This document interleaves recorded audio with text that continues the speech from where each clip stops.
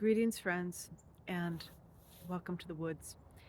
I want to pick up on the thread of what I was talking about the other day about free will and destiny, and how the community of humans and other sentient forces influence our ability to choose what our destiny, what our reality is going to be, and what our destiny is going to be. It's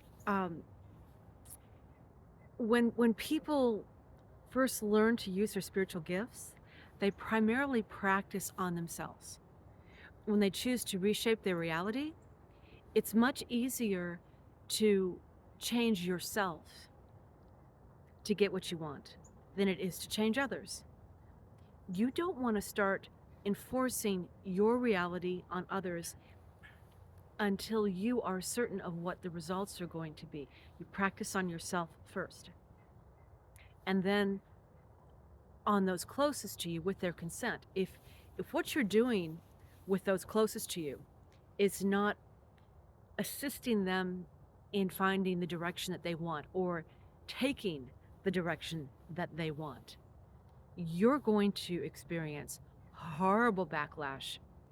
And if these are people who you love, say friends and family, that backlash could threaten your relationship with them to the point where you don't have a relationship with them. The easiest way to shift your reality is to change what's within you, and if necessary, to move. Change where you work, change where you live. Shift until you have surrounded yourself with an environment that supports who you want to be. Because if you're trying to take an established situation and shift its course into something that you think is better, not only are you fighting the history of those who have built what's already there, but often you are also coming into conflict with those who are trying to keep it and hold it steady. Now, heroes can do this. Heroes are known for doing this, making things different, making things better, perhaps having a vision that others can't relate to or see or understand or don't dare to believe because it just seems too good to be true.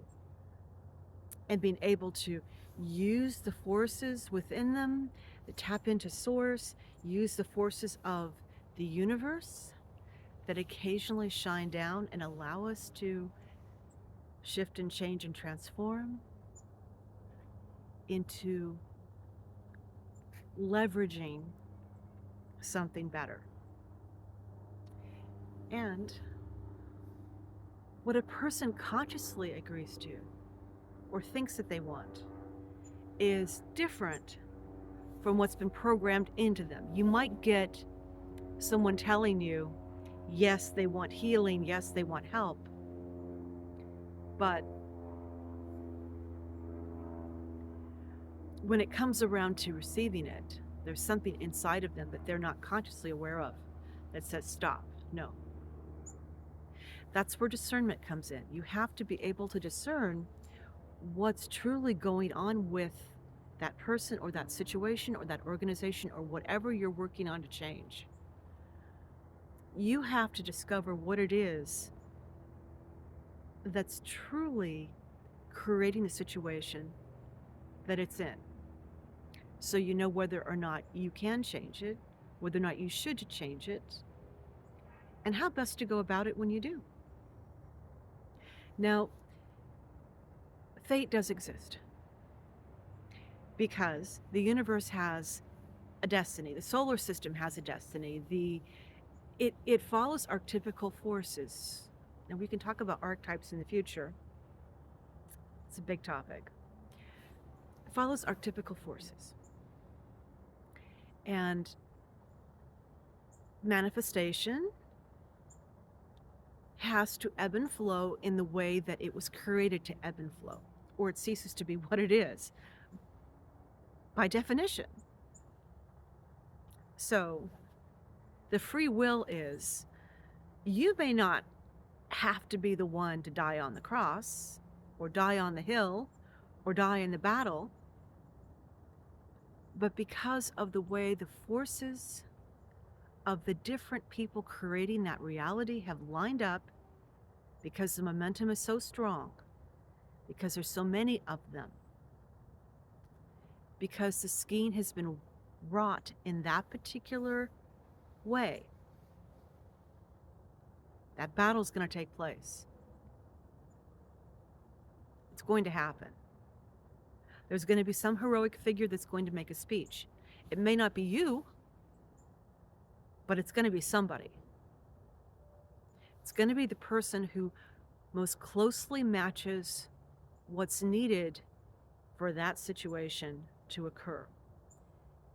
Not all events are preordained, and the fewer people that these events touch, and the less tied into the karma of our planet itself, or our nation, or our city, or our family, the fewer people involved, the fewer strong forces, the fewer entities are involved in it, the easier it is to have free will.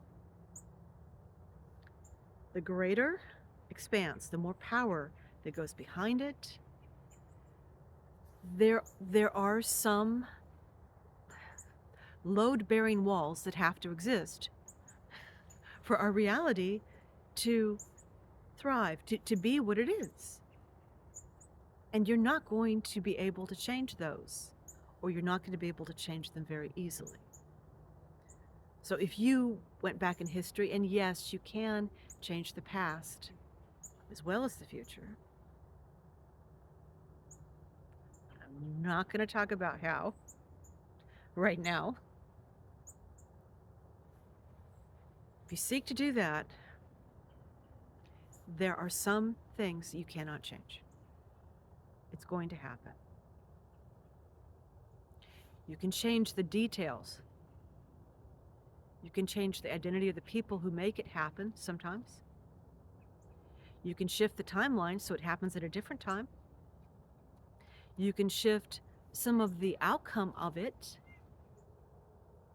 But there are certain things that have to happen so other things down the line can happen. Because the planet, or the humans, or the city, or the religious adherents have created that story, that skein, that design.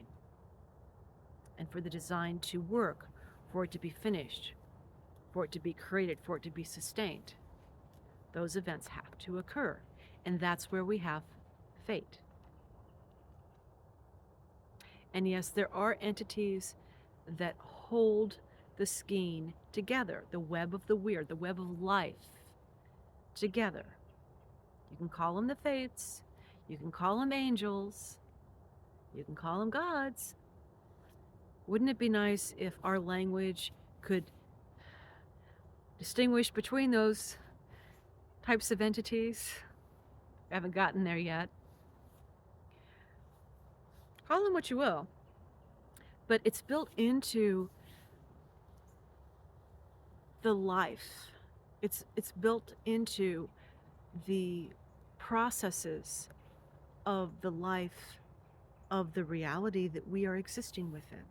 And if we want to have a stable matrix, a stable reality to exist within, we have to let it play out. We have to have boundaries, we have to have rules, we have to have some sort of structure, or it's chaos and it all falls down. So yes, we have free will, but we also have fate. Your free will is to choose where in that fated skein you want to be. Thank you for spending time with me. Welcome to the woods.